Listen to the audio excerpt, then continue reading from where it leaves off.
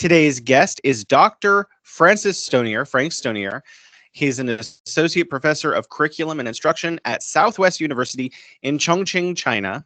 A hero in China, and we'll talk about that briefly, although we've done entire shows on it before, and there's a statue of him. Welcome back to the show, Dr. Stonier. Well, great to see you, Jason. Yeah, it's great to see you too. How have you been? Been doing really well. Yeah, it's been busy times, but good times. I have a question. I have right here on my table, just happens, my Christmas lights. I had to take them down briefly for the living room because my cat attacked them, and we didn't want our cat to get electrocuted. So I got some duct tape now, and I'm gonna put them up so in a way that my cat can't get to them. I was wondering, do you have Christmas decorations up? Oh, yes. Well, I might have a little bit here. Nice. So really briefly, a little bit. Yeah. My daughter and I put the tree together. That's great. Do you have a tree at home? Just another small one this year. Yeah. Yeah, that's what I have in my home in Wuhan. I have a really small one. I just bought one. It was like, okay, this has to last me forever because it's made out of plastic, right? But then I moved to Beijing and left it there. So now I don't even have a Christmas tree. Well, firstly, just let's recap for people who don't know who you are. When did you start coming to China? When did you move to China? Well, my first time was 2008, actually, when I was a PhD student. I had an opportunity to come visit for a summer, and then I wound up coming on sabbatical in 2017. And 2018, I did a semester here at Southwest University, and then 2019, I joined the faculty. Wow, that's remarkable. I have actually some other American friends who are moving out to some universities in China. There's a Dr. Brian Van Norton. He's a philosophy professor. He might move to Wuhan. So it looks like there are a lot of Americans coming over to teach in China, which I think is great because, I'm assuming you call your mom like a good son. I do my best. I try to give a call every week there, but sometimes we miss a little bit. But yeah, about every week. And that's a great, that's a great thing, there are families in America that are related to us, and they hear our stories about, being happy and a normal life. And I think that's probably more important than anything people see on the news, what their brother, their son, their cousin says to them. Yeah. So you I'm going to blow this out of proportion. You can tone down the hyperbole. You helped save Beibei, which is a district of Chongqing, from a mountain fire. Is that right? Well, I was a very, very small piece of the saving Beibei from forest fires there, but no, I was just a small cog in the very big, machine of everybody working together there.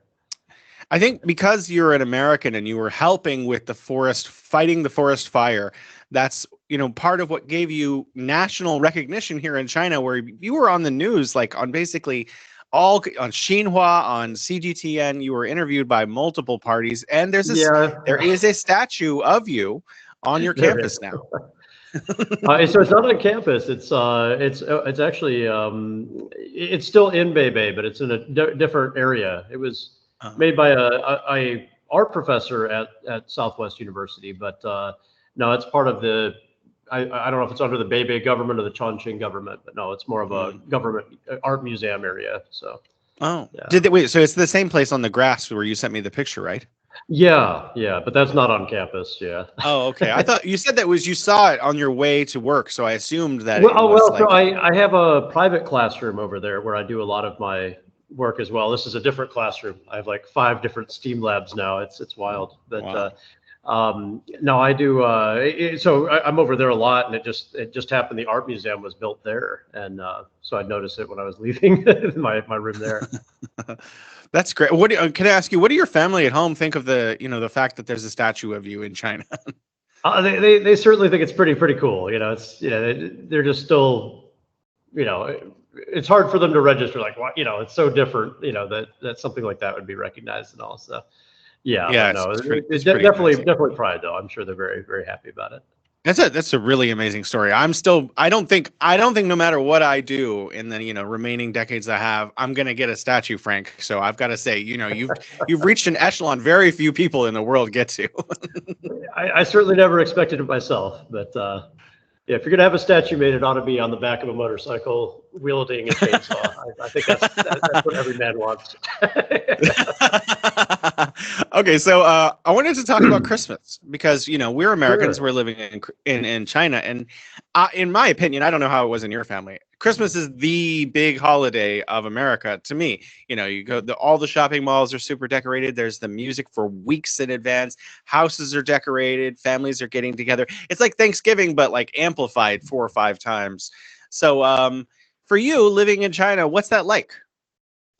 Well, holidays it's kind of year to year it varies. So some years we have get-togethers with friends, and it might be foreigners, it might be Chinese folks.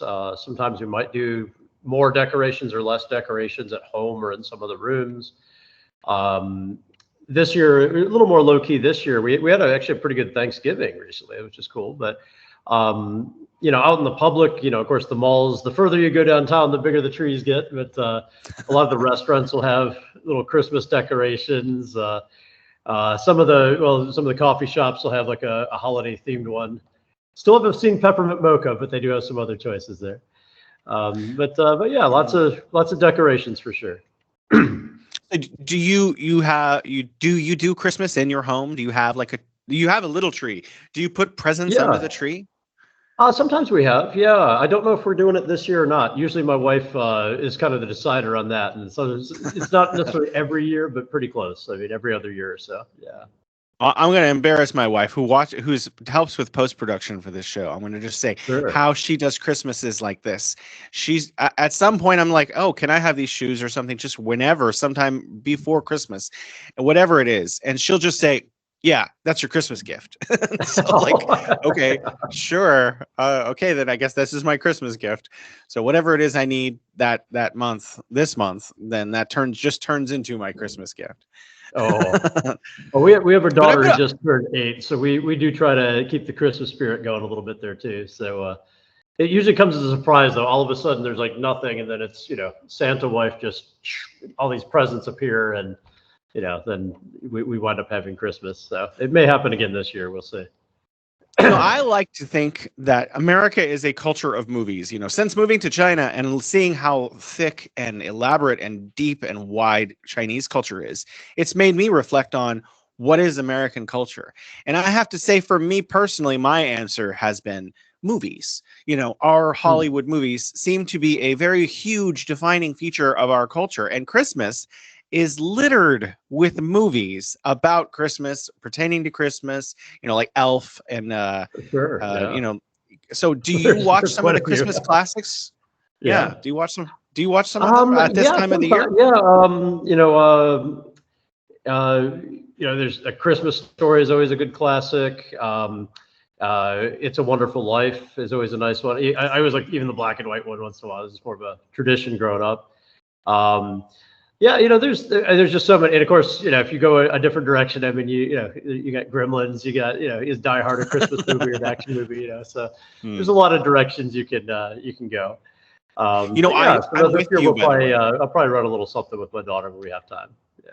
I'm completely with you about Die Hard being a Christmas movie, and I know everyone that I know is. But interestingly, on Instagram, I saw Bruce Willis in an interview say it's not. So I'm like, I don't think Bruce gets to decide at this point. We're just gonna have to take his opinion and set it aside, because it's clearly a Christmas. There's Christmas trees all throughout the entire movie. Even at the end scene, Christmas music is playing. Oh yeah, absolutely. No, well, movies take on a culture of their own as well. So, some become cult classics, some are, received well at the beginning, and then some grow over time. So it just, how do people interpret it and how do people receive it? So, yeah. In terms of your experience of Chinese folks, do they take an interest in Christmas? Is Christmas celebrated in Beibei in some way, or is it just a shopping kind of homage? Yeah, I wouldn't say it's very overt, aside from the shopping element, of course. But I don't hear a lot of people saying, "Oh, I'm celebrating it." But I do have people who will I just the other day I got a little Christmas treat, like a little Christmas cake thing the other day. It's just like 2 days ago, and just a nice surprise. But they're like, hey, Merry Christmas. So people do think about it, certainly. Whether they do it at home or not, I can't really say. I don't see a lot of moments where people are showing off their trees at home and things, but I'm sure it happens plenty. But yeah, I'd say overtly in public. I mean, yeah, the malls, the restaurants, you'll see the decorations, but and you'll hear the Christmas music sometimes too, which is nice. That always does warm my heart when I am sitting down for a meal and it's like, oh, cool, they got the Christmas music going. I was having espresso with a friend last night. I don't know why I was drinking espresso at night, but anyways, I was, and we were sitting in a bar. He was drinking a beer. I was having espresso, and Christmas music played the whole time. We were talking about philosophy and stuff, and it was just bizarre to me. Like, oh wow, it's Christmas time globally, I guess, because even in China, like I think my personal opinion, there's a mall area. It's not a mall. It's like an inside outside shopping area near where I live. Maybe 20-minute walk from here, and it's got Santa Claus statues that rotate that are full size, and like it's got decorations up, and I don't think anyone actually goes and celebrates Christmas at home, but I think the shopping gurus who were trying to get people into the shopping spirit think, oh, this works in the West, it's going to work here, we'll get them. So like I think any opportunity to showcase products in a new unique way, it's gonna be something that latches on for market people. So here in Beijing, it's very decked out. You live near Chongqing, which is now one of the more well-known cities in China, which it didn't used to be. People finally it didn't used to be. Chongqing is the other city, but now it's like Chongqing. Everyone is talking about Chongqing. If you go on Instagram, it's everywhere. It's being called Cyber City. It's this amazing, especially that one particular view from the coast looking into the city. Yeah, like the Hongyadong, downtown. Yeah, exactly. Yeah. I went into that, by the way. It's amazing. Do you go there? Yeah, when I can. It's a great area. Got the Grand Theater down there. There's some beautiful bridges across the water, and then the Hongyadong is just such a cool area. It's all full of little restaurants and shops. If you have a lot of time you just see it, but if you have time to actually walk in, I mean, there's some neat little shops. It's really, really cool how that's put together. And it has that Chongqing thing. There's a bob right there where it goes through the apartment buildings and all too. So it's all right downtown for a lot of the major sites there. And it has the thing where you can walk in on the ground floor where you think is. And then you go up, I don't know how many, 12 floors or something, and you come out and you're on the ground floor again. That's magic. I tell you, yeah. Well, even this building, I mean, I come in on the 4th floor, but I could leave on the 1st floor, or I could leave on the B2 or the 3rd floor, and they all connect out because it's all slopes everywhere. So mountains. They could just do an engineering architecture show just about Chongqing and that related area. It's quite easily. It's amazing. I heard descriptions of it 10 years ago, and I was like, I didn't understand. And then when I went there, I was like, wow, this is something. In terms of I'm glad it's. Well, you've been living here for. Definitely. Yeah, absolutely. I want to go back. Actually, I was invited by the city government to go there, so I may actually take them up on that. Let me know next time you're in town. Hopefully, we can hang out a little bit. I will. Last time I was only there for 2 nights or something. So I know we didn't have enough time. We reached out. It was just it wasn't possible. Busy schedule. We also were just really. You have no idea how exhausted. We landed in Chengdu, and then we went to like 5 cities in 5 days, and we went to Chongqing. And after one day, we actually had another day. The next day, we just stayed in the hotel because we were so exhausted we couldn't move anymore. I don't blame you. Yeah. In terms of like, what about New Year's? What's your experience been of New Year's? I don't mean Chinese Spring Festival New Year. I mean international December 31st New Year. What's your experience in China of that? What is that like in China?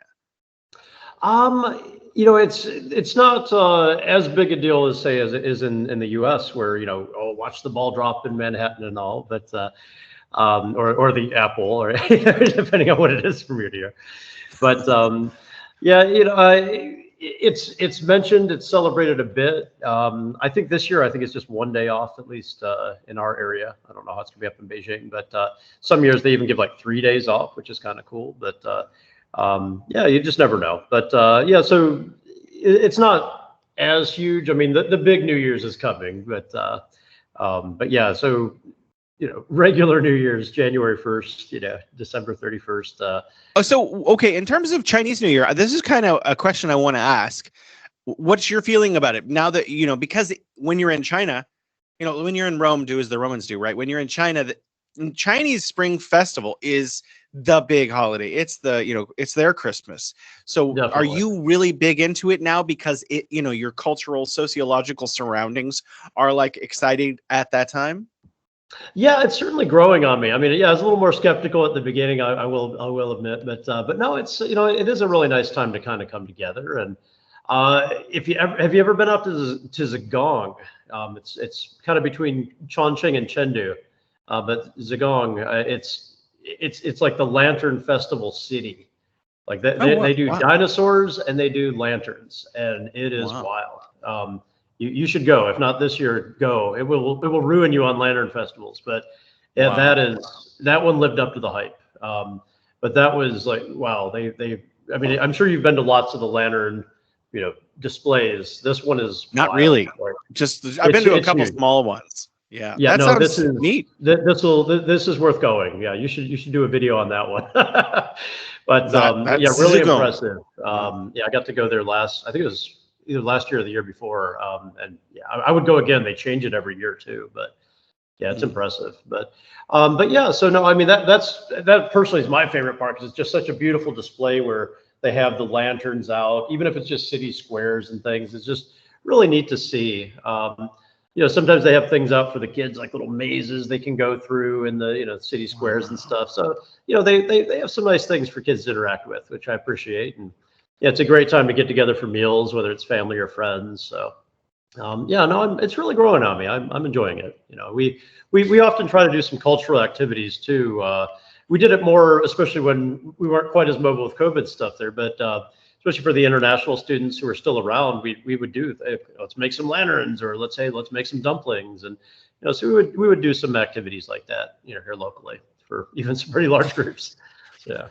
My question is this: you were from kind of all over, if I remember correctly. You moved around quite a Yeah, bit in America. Is that right? Yeah. I sure So did. for me, I lived a great deal in San Francisco, and they have a Chinatown. So every year there was a huge Chinese New Year celebration. Spring festival things just for San Francisco that was huge, and all the different East Asian cultures and Southeast Asian cultures who all celebrated some kind of Lunar New Year came together too. But when I was also living in Oakdale, California, which is like a very American state city. It's of a cowboys and that rodeos and stuff. Sure. And so there was nothing there. Chinese New Year came and went, and you didn't know, right? So like, Mhm. what was your experience in America of hearing about the Spring Festival? Well, most recently, I was coming from northern Atlanta, and fortunately, in Atlanta, they did have a Chinese cultural center. It wasn't like a Chinatown per se, but they had Asian markets and scattered throughout. But yeah, they would do the dragon dance and the lion dance, and yeah, we would go down there. So we'd hang out there, and so you could actually see the performances. They'd have singing all day long, where there's people stage performing, and then they break for some lion dancing and outside, or some dragon dances. And just that was really nice to see. And that was kind of I mean, I've been to Chinatowns, but that was my first time seeing kind of Chinese New Year, and that was before me really coming to China. So yeah, it was really nice to actually see that in the U.S. And yeah, so it was nice to experience that. But yeah, I Yeah, I wouldn't say guess that was that's available everywhere though. Yeah, right. Atlanta I definitely. don't think I guess that's kind of my point too. I feel like China and the United States are celebrating each other's cultures in a similar way. Because if you go to a lot of Chinese cities or towns or villages, they're like, Christmas comes and goes and no one knows, right? But like if you go to Mhm. the big cities, people you notice in their decorations and things. And I think that you get that in American cities also. You get some spring festival vibes in the bigger cities, but if you go to the small towns, it's less so, or a great deal, sometimes not so at all, which is basically Sure. kind of a mirror image of the other side, which I think is fascinating because we're both kind Yeah, of yeah. celebrating each other's cultures, but mostly in the most metropolitan areas. Yeah, well, I mean, that's usually where, your denser populations and people have been from other places usually. So, I mean, it's understandable, but yeah, it is kind of a neat little comparison there. Yeah. In terms of Christmas specifically, like in Beibei, what is the population there? Firstly, I think Bebe itself is pretty close to about 1 million folks. Yeah, so we've got a bit. so it's like the Christmas decorations are primarily at the big super malls, right? Definitely at the malls. Yeah, yeah. I mean, you'll go into some. I could go across the street right here, and a couple of the restaurants will have Christmas decorations up, but not everywhere. But and of course, the Lawsons will have a few things as well. That's basically our 7-Elevens. But I wonder how many. I'm just trying to think of the comparison for an American 7-Eleven in Arkansas. Are you going to go in there and find like something for Chinese New Year at that time? I'm I wondering. wouldn't count on that. Yeah. Yeah. So we've kind of talked about how malls and spaces like that transform. Do you find it's easy to find holiday specific items, or do you buy them like on Jingdong and Taobao? Yeah, I would. I mean, you might luck out and find things for sale. It maybe more likely like a big grocery store chain. You might find like a little display thing, or if you go to like Sam's Club. I think Shanghai's got Costco. I haven't been there yet, unfortunately, but our Sam's Club does have a Christmas display. I saw that just the other week, so I could buy things there. But yeah, I now that I know how to, I've almost mastered Taobao. I'd say that's my go-to. But yeah, Taobao, Pinduoduo, basically our Amazons. But yeah. Well, actually, speaking of Jingdong, I happen to have something here. This is just a cultural reference for people who may not know. I am a snake, and next year is the year of the snake. So consequently, I am expected to wear some kind of red. These are red socks. There you go. I have to wear red socks every day for the entirety of the year of the snake in China because wow, I guess it brings good luck or something. So I've got 10 pairs of red socks. I'm hoping that 10 is enough to make the year if I'm hopefully just so. Hopefully so. Wow. So yeah, I think I actually really think it's a lot of fun. I don't know about the mythology or whatever really that well, but I think it's just a lot of fun to play these kind of games. It's kind of like cosplay, It's like, oh, okay, it's Spring Festival. Let's do the Spring Festival cosplay. Let's do that. That sounds fun. Yeah, I don't think it's I think there's a lot to be gained from learning about and celebrating one another's cultures in that way. Absolutely. Yeah, I agree with that. So you do celebrate with Chinese friends? You have like a dinner? I have a question. In Beijing, yeah, I'd say for Chinese New Year, definitely, yeah. No, I mean in Christmas, specifically because it depends. Maybe not every year, but sometimes, yeah. Here in Beijing, we have a lot of restaurants that will do Thanksgiving dinners, for example, and do Christmas dinners. You have to sign up. It's like 150 RMB, 200 RMB, 300 RMB. A lot of the time they're at hotels or in bars where they're trying to, make you aware that they're still there. So Sure. Do you have that kind of thing in Beibei, or do you go to Chongqing for that, or do you? It'd have to be downtown. Yeah, downtown they'd run them. Yeah, so I've seen a lot of that. Yeah, up here actually for Thanksgiving we kind of did our own. Like we had it was about maybe about 15 of us got together. We all brought like a potluck kind of situation there. So yeah, we may or may not do something like that this year. It's just kind of busy through the end of the year. January is so much easier, but we'll see. We'll see. I don't know exactly what the plans are yet, but yeah. So that's a way to do it here, at least here where we're at downtown. I mean, we could hit a restaurant, but again, it depends who's around and what people want to do. I mean, the potluck was fantastic. It was like a real Thanksgiving. It was wonderful. Yeah. I used to be a kindergarten teacher years ago, and I noticed on Christmas or around that time, children would sometimes bring me an apple. And I thought this was peculiar. I thought this was very peculiar because I don't remember this in America, like getting apples for Christmas. So, do you notice any, Chinese specific ways that people interpret Christmas?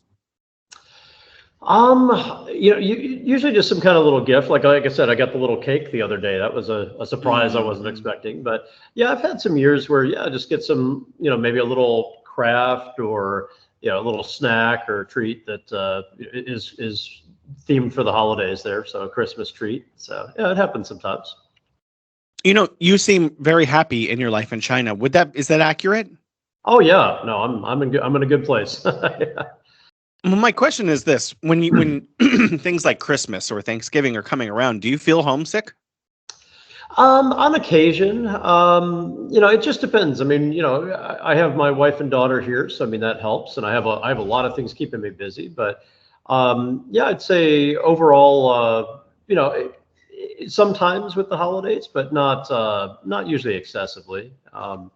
There's times I like, oh, I wish I could have, go down to the Walmart and get, where's the mint flavored M&Ms or something. But no, Mm. if I want more of a holiday atmosphere, it's like, yeah, I'll try to schedule some time and go downtown and walk around the mall for a few hours or something and just enjoy the trees and the Christmas music. And I think I might actually do that later, like maybe next week if I have time. But Something I yeah, but haven't done in many years was caroling. I actually did that in oh, China a few years, 2015, 16, 17. So a group of friends, we just printed the lyrics to like 4 or 5 songs, and we stood in one of the areas where like the Damas hang out. So we knew this is a public area where like we're not going to cool. get like Yeah. in trouble for being noisy. And we just stood there and sang like songs. It was actually really fun, and we got a little Chinese audience gathered around us, like I bet you did. mesmerized that this thing Yeah. was happening. It was delightful. I recommend that more foreigners try this. Yeah, I don't usually promote me singing. That's not usually something somebody wants to hear. But yeah, caroling is an interesting. I never really thought about doing that here. I've done a tiny bit in the past, but I don't have much of a singing voice. But no, I don't that's have pretty much of a cool. That singing that voice. sounds like I it'd don't be go to fun. KTV. I don't go to Yeah, KTV. I'm not a singer, but it was just fun because it's like cosplaying. It's like it's one of those things that when you put sure, on a funny hat or you put on, and people are like, "Ooh, wow, that's interesting." I just think that's a lot of fun. Last question about holidays before we move on to Steam. Um, sure. have you lived in another country besides China and the US? Not lived. I had spent some time in Costa Rica with some study abroads with my former university, but not during the holidays or anything. Just a few weeks at a time, kind of thing. But do you have any personal observations about how your perception of what holidays mean when you live in another country and their holidays are basically not the same ones as that you're used to celebrating back home? Yeah, Yeah. yeah. Especially more being a father too. It impacts. Like we finally made it back to the U.S. after more than 4 years this summer, and my daughter had her first Fourth of July. And it's just like, oh, it's like, oh, she should have had that. But again, at least she's getting those experiences. So you do kind of miss out with some of that, but then you also gain a lot of extra holidays. And so it's like we have so many holidays because it's like all the Chinese holidays, all the American holidays. So it's like you kind of got to pick and choose which ones you're celebrating sometimes, where it's like we have a holiday every week, and then they kind of lose their special meaning too. But no, it definitely is a little bit of a change for sure. Mm. Well, I'd like to talk about STEAM. Most people I Sure, know, they talk about STEM. It's sure, a very, yeah. So that's science, technology, engineering, and mathematics. And you've added A. I guess other people do too for art. sure. Is that right? Yeah, absolutely. Yeah, So how do so you, STEM, of course, started in the U.S. It's been a while now. I guess we're probably hitting like 30-ish years or so. But so they started off with STEM, but then they put all the funding toward just science, technology, engineering, and math classes and subjects. And they very quickly realized, ooh, there's no budget for physical education or music or art. And so a lot of those programs started getting cut. But then they realized, hey, if we try to integrate things where in art, it's not just art in isolation, we can actually tie it to other things. Let's try STEAM there. So STEAM became much more popular. And I've actually gone with STEAM from the start. But I see more and more places, even in China, embracing it. There was a high school even earlier this fall. It was, gosh, I can't even remember which city. I've been to so many this fall. But the pretty well-known high school out there, Guilin. It was out in Guilin. And they had STEAM on the wall. I mean, we're not talking like a banner. We're talking like, the acrylic, colorful things on the wall. And it wasn't on my account. They were actually doing that on their own. So that was very cool to see. But yeah, so it's basically just that these things aren't taught in isolation. Like if I'm a science teacher, science class doesn't mean just science. We can also do some of these other activities, or math class doesn't have to just be math. so what is what is your perception of the benefit of integrating? Is it just to save art from being cut from the curriculum, and so you include it into popular categories? No, that's Or actually a great how does question. art, yeah, well, how does Yeah, art so actually influence and benefit these other aspects of STEAM, the other letters? absolutely. Well, so like, I mean, even in nature, I mean, there's some incredible art where, just even looking at cells and look at our sky and shoot, look at the rings on a tree. I mean, if you can't say that there's some art to that, you might need to look again. But tying it into art gives a better visualization. Not everybody wants to just, read it or have it lectured to them the whole time, but to actually visualize it in other ways. And art really gives you a nice aspect to, display what you're doing, to express it in different ways. I mean, there's times where, might do competitions and it's like, well, we also want to look at, the aesthetics, how beautiful something is, and not just how fast or how heavy or how far, or, things like that. So, it really can be a beautiful element to it. And I find almost not every, but almost every STEAM activity will have an art element to it. And that's something too with STEAM, like STEM or STEAM. Not every STEM or STEAM lesson is going to hit all 4 or all 5 categories. Sometimes it might only be, say, science and math or science and art or what have you. And that's okay. That's okay. There's certainly a lot of art to math visually, but another question I have is, what about non-visual art like music? How can Sure. music be related to science, technology, and mathematics?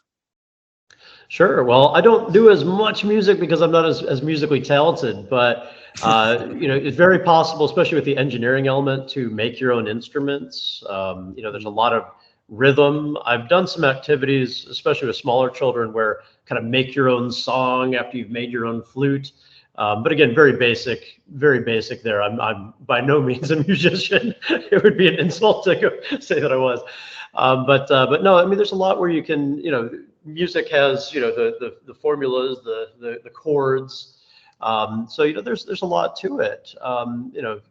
It's more than just, okay, you make a lot of noise by banging things or playing something or whatever. It actually needs to, have a pleasing tone that may follow patterns and whatnot as well. But yeah, especially making your own instruments, there's a lot you can do with STEAM with that one for sure. As a teacher, as a professor, one of the things you're doing is you're helping people prepare for their life and prepare for their career. How do you feel that integrating? So, for someone who's going to become a scientist or a mathematician or an engineer of some kind, how do you envision them taking art and having that help them in their field? Well, I mean, if you're talking about, true scientists in isolation, like that is their job. Like they live in a lab. I think art would give them a better way to probably express some of the things they're trying to share. Even a good example, I didn't attend it, but I'd heard about it. Like I had just done a 2-day training down at Sichuan Fine Arts last week.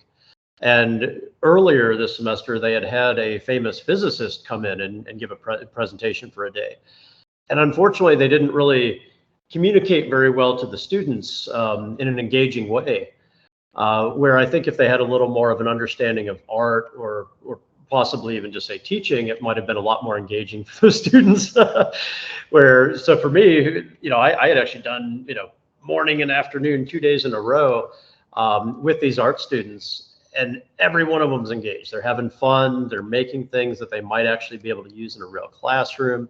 And I don't even count myself an artist. It's kind of funny. Even at lunch, I was with some other art professors, and one was like, "Well, what kind of art do you do?" And I'm like, "I don't know. I'm not really an artist, but it's like, yeah, I do kind of like a good classroomy kind of art. I wouldn't say I'm a professional artist by any stretch, but I do create some art, I guess, but not professionally. But yeah, I think art gives people another way to express, what they're doing. So, well, even just here, like even this room here, it's like, well, some of the art gives it a little more element rather than just say a blank white wall. So that's just a choice. Where it makes things, it can make your environment more, well, look behind you. It's not a bare wall either. I see some artwork as well. That's my wife's art. And, yeah. I had a giant picture of Socrates, and she took it down and put that up. Oh, okay. Well, again, your picture of Socrates would have worked just fine there too for that same element. But, well, I guess she's I mean, I think art's a big part of our lives, like it or not. But I mean, well, even look at Chongqing. What makes Chongqing so visually appealing downtown? It's not because it's a bunch of blocky looking buildings. It's because they put some real effort into making a beautiful scene that's very artistic architecturally. Yeah. So one of the things you keep bringing up is engagement, the engagement of the students. So would you say that the integration of art that's one of the primary purposes as a teacher?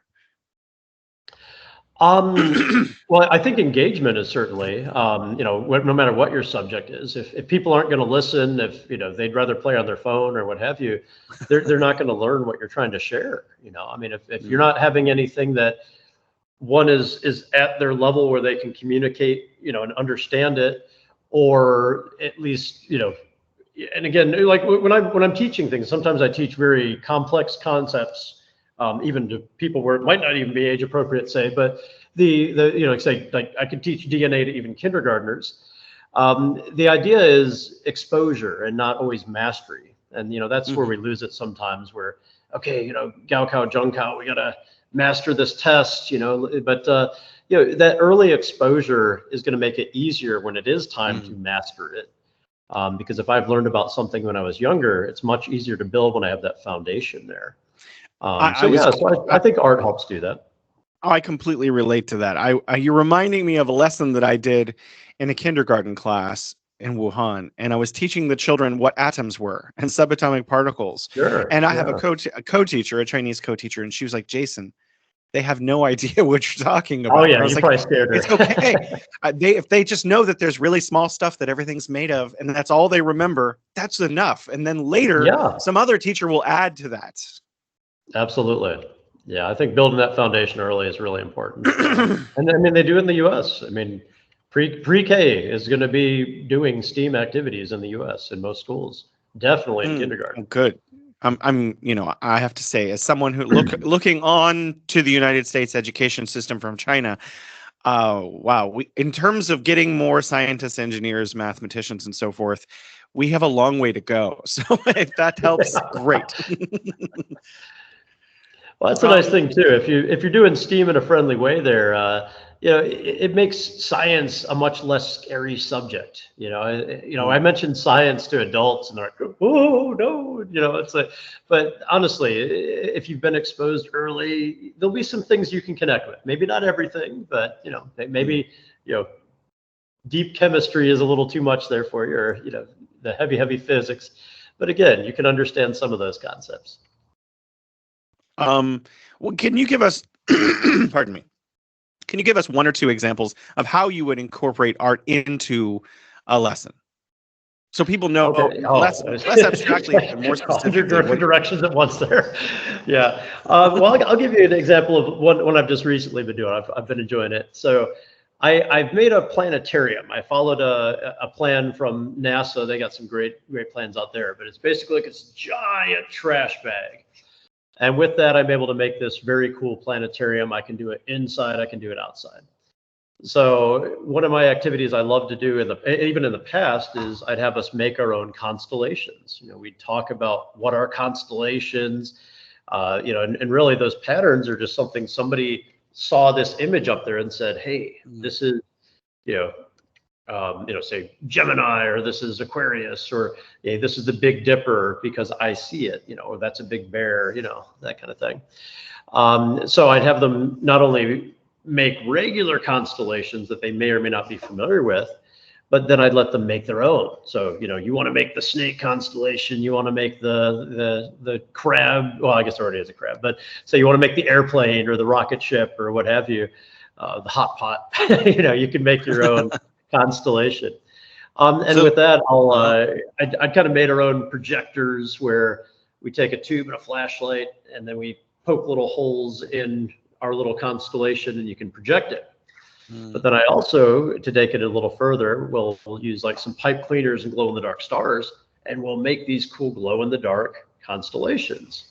And I'll let people keep those constellations too, so they can see it glowing at home in their rooms and show mom and dad or what have you. So, but yeah, I mean, that's an example where, you tie in some art, but there's a lot of science there. You get a little engineering maybe if you're making the projector elements.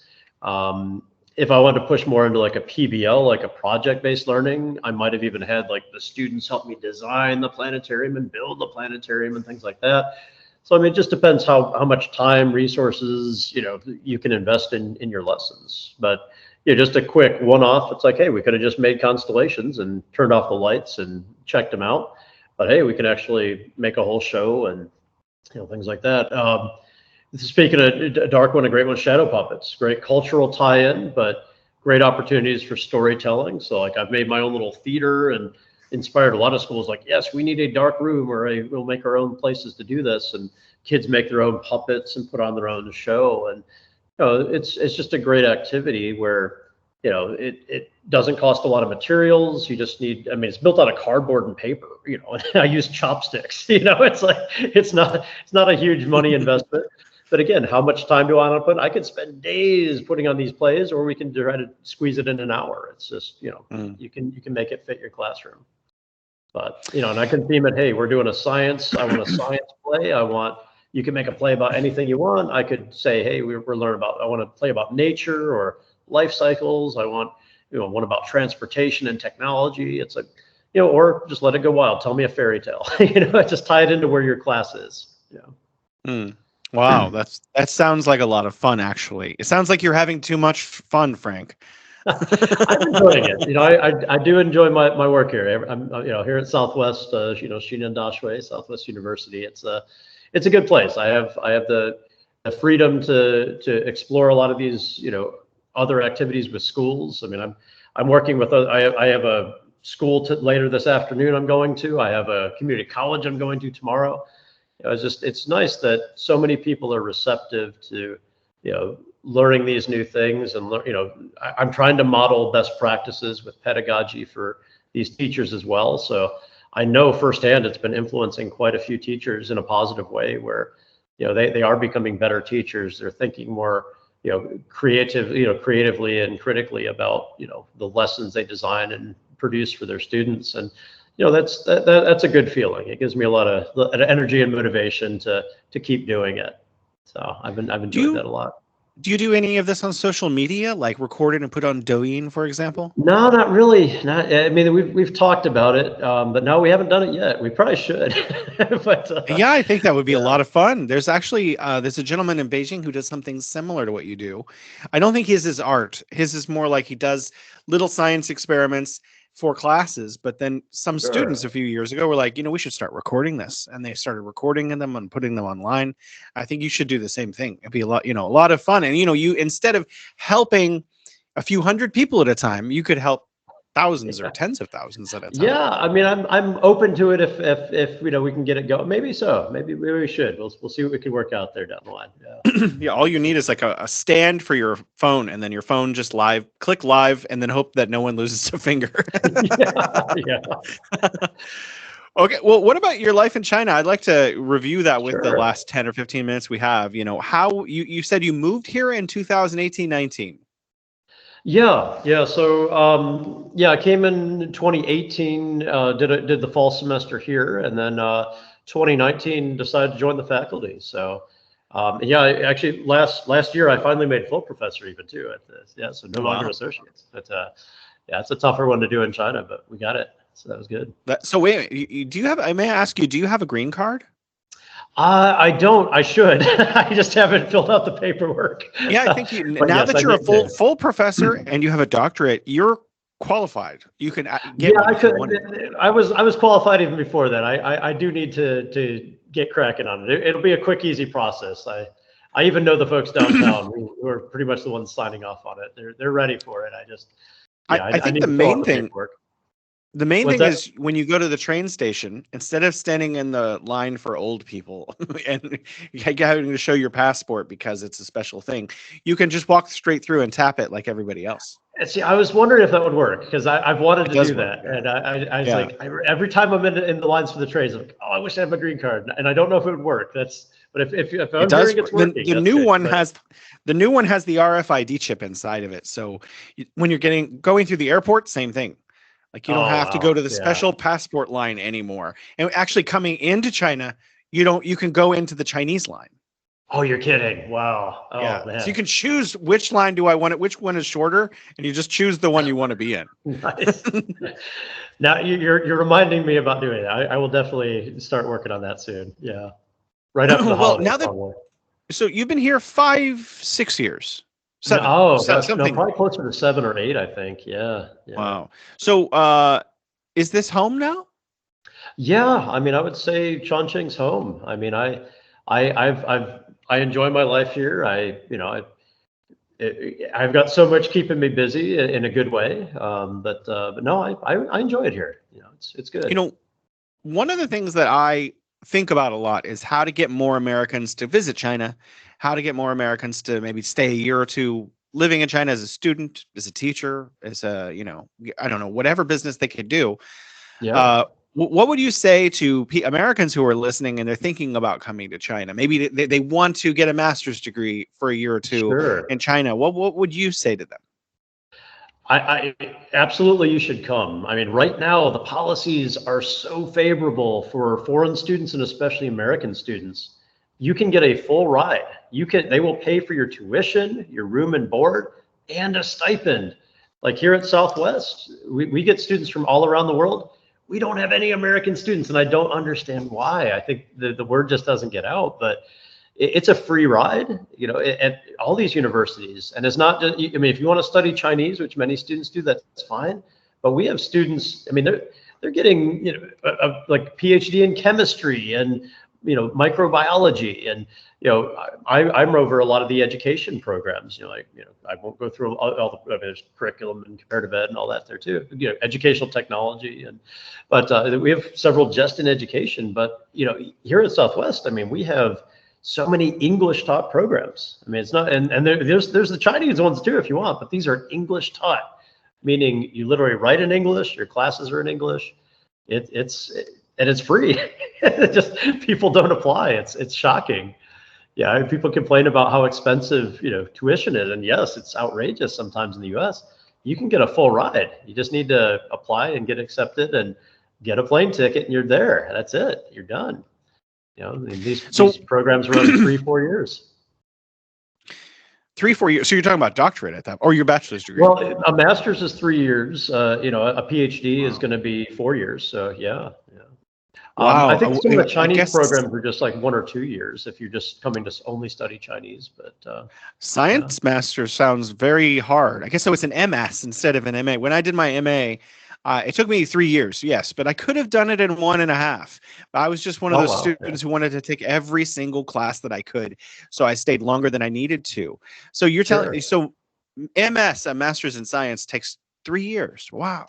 At least in education, I can't speak to all the other programs, but at least ours are 3 years on the master's, and then I think the undergrad degrees are typically about 4 years, which is kind of typical for U.S. there too. But yeah, Mm, masters. Some of the masters in the U.S. are about 2-year programs though. But yeah, mm, I think you can actually find ones that are like 1 year. There's more special. Actually, I yeah, found a and 3-year again, PhD one it time in depends on your Florida. program and what university you're Yeah. going to, and yeah, but Yeah, yeah. Every program is different. They're all so very, very unique. I have a question.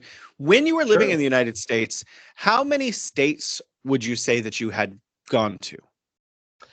Ooh, probably almost close to 40. I never 40, you quite made it really? out to Alaska. Yeah, well, I mean, I lived in 6 of them. So yeah. Wow. You Yeah. went to So I 40 lived in 6 states? I went to different like states. 5. I feel Oh so wow. embarrassed now. No. No, I went to 5 different elementary schools even growing up. It was crazy. But Wow, no, I've lived that's in 6 remarkable, different actually. states. And oh, what's that? I said that's remarkable. What Oh, about sure. in China? How many different provinces and stuff have you been into in China? Oh goodness. I'd be scared to guess. Maybe very close to about 10, I'd say, give or take. Yeah. Wow. Yeah. So Yeah. where have you been I mean, and why? Is it just for business, or where have you gone because no, you thought this is going to be cool? I want to go there for fun, like a vacation. yeah. Well, my first time coming through, when I was still a PhD student and all, I came in through Beijing, spent most of my time in Chengdu, and then left through Hong Kong. But yeah, after coming back, I mean, we had a bit of a family tour. We went to a lot of different cities, like Xi'an, a lot of parts of Yunnan, like Dali, Xishuangbanna, Kunming. We've been out to the Hainan area, Haikou, Sanya, that kind of stuff. Then of course Shanghai, things like that. So gotten around quite a bit. But even like, I mean, this fall alone, now places are inviting me out to do big presentations for like 500 teachers at a time, kind of thing. So I was out in Guilin, I was out in Xining earlier, so kind of going all over the place. I think they'd fly me around more if I had more time as well. But yeah, so no, I've gotten to see. I mean, not all of China, but I've gotten around a good bit. I've certainly gotten around a bit. Okay, so for people who just want to come from America to travel, they just want to come to Sure. China for 2 weeks. Say they just have 2 weeks. Where would you recommend they go? I think you definitely need to hit Beijing to at least see it. Uh, it kind of depends on what your interests are. Xi'an is pretty cool for at least a day or two, where you can go out and see the terracotta warriors. They've got the Great City Wall as well. My wife and I actually went like in a December one year, and it was snowing, and it was so beautiful. So I love snow. We don't get a lot of that here in Chongqing, but that's a big famous part. I mean, if you just want really nice weather, Yunnan's wonderful, Hainan's wonderful as far as if you want the warmer places, like you're kind of like a Florida kind of situation there, or California, parts of California certainly. Shanghai, very modern city. I've still never been to Shenzhen, so I can't really speak to that one. Me too. But I've also not been to wow, I'm Shenzhen. shocked. Okay, it's not just me. Yeah, yeah. Probably the day's coming pretty soon, I'm sure.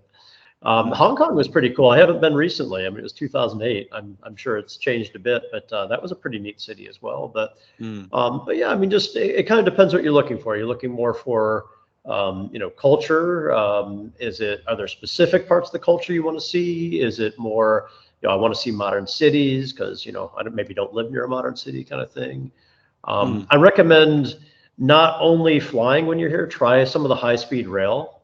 That's my preferred way to travel. I mean, it's pretty affordable, but you got leg room. I mean, I've got some long legs, so I hate being crammed into a plane there. But the trains are pretty comfortable. I really enjoy those. But I fly when I need to, but but I do enjoy the trains for closer cities. I mean, there's some pretty famous landmarks too, where like Three Gorges Dam. I mean that's a pretty massive. I mean, if you like, but again, like maybe I'd want to see the Hoover Dam if we're out there. You never know if we're in the U.S. But yeah, it just depends. What are you interested in? If I can ever get my dad out here, hopefully one day. He always loved bridges. It's like, guess what? Chongqing is the city to see bridges in. So I would probably spend a couple days just taking him around, like, check that one out, check that one out. You want to walk across that? May I make a recommendation? Have you been to Wuhan? I haven't yet, sadly. No. Also a very bridge-oriented city. Actually, even the Bay Bridge, which was rebuilt in San Francisco, they used Wuhan contractors to send the pre-assembled parts, the prefab stuff. And they have bridges everywhere there. And they have a huge, if your dad really loves bridges, they have a huge bridge museum there. Oh, cool. There you go. Yeah, you would definitely like that. So where you are is probably I don't want to offend people in Chengdu. Sorry, Chengdu people. But where you are is the most famous hot pot in China. Like Chongqing yeah. My wife's not here, so we can say that. Yeah. But I'd say Chongqing is definitely, yeah. Well, I mean, Chengdu has its pandas. We'll give them pandas and we'll take hot pot over here. So yeah. But yeah, definitely famous for their hot pot. Yeah. So what is hot pot for the people who, I mean, we can say that it's no problem. We've had it, but for people listening in America or elsewhere, what's hot pot and why is Chongqing special? Sure. So if you're looking at, Chongqing is very famous for, and Chengdu as well, for its spicy foods. And there's the two main types. There's the la and the mala, which is like, la is more like a regular spicy, like we're thinking like, hey, your jalapenos or maybe even a little more than that. But mala is this huajiao, this Sichuan peppercorn, and it's the numbing spice. Like they used to even use it as novocaine in ancient times, but it really has a unique flavor. So sometimes it's ground up as a powder, sometimes it's just boiled into your stuff, and it does give it a neat flavor, which you may or may not appreciate right away, but it will grow on you. I enjoy it quite a bit now. But yeah, so hot pot is this big pot where you're probably sticking to the middle clear part where it's not going to be spicy stuff if you're coming, unless you love spicy stuff. But the outside is going to be all full of spicy flavor and huajiao, and they'll boil it all up in there. So make sure if you are coming to visit, let your people know how spicy you want things, because the hot pot can be pretty spicy and it might be more than you're expecting. But yeah. Well, man, when I come down to Chongqing, let's definitely get together. If you come to Beijing, let me know. We can go to some hot pot here, and you can make fun of it. I'm sure it'll be fine. Well, everywhere, every city has some Chongqing hot pot restaurants. I see it everywhere. Yeah. We were out. I went to we're like, oh, there's another Chongqing restaurant. Yeah. But then I tried it, and I was like, oh, this is good. Then I went to Chongqing, and it's like, wow, this is a whole other level. they know what they're doing. Yeah. They've certainly been mastering that for many years. So they've got the fame for a reason. So thank you for your time. So thank you so much for your time, Dr. Frank Stonier. Well, glad to join you again. Great to see you.